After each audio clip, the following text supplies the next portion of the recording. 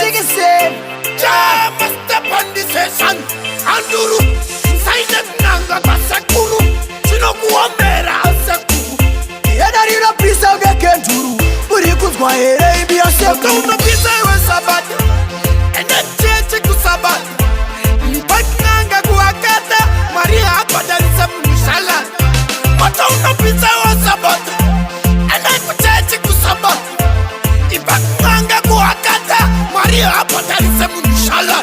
Baye vane vakuropa. Azivari kuda peki. Vakuda life yepa msoro une fleki. Vakutora tulana pechulute. Kada za kutoka wakwa upo pamude.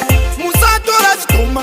Nekutwa chitora wapu mapuma. Chinetwane mungu atinga motoma. Inopera fasti marine koma. Ayo Unopisa iwe sabati. Ene cheche kusabati. Mpakanga kuakata. Maria hapa darisa mnishala. Moto Unopisa iwe sabati. Ene cheche kusabati. Mpakanga kuakata. Maria hapa darisa mnishala.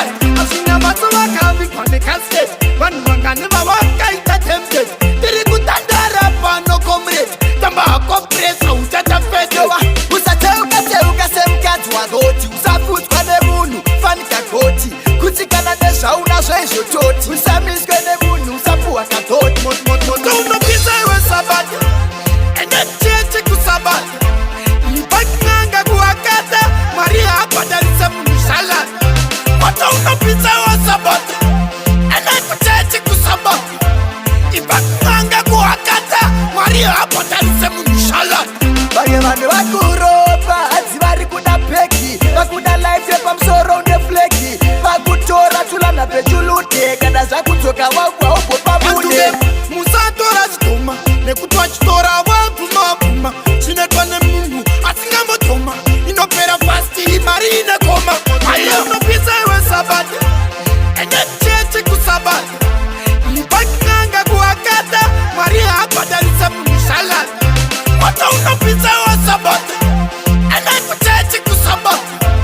Mpakanga kuakata. Maria hapa darisa mnishala. Asina mato wakavi kwane kasket. Vanu wanganiva wakaita tempted.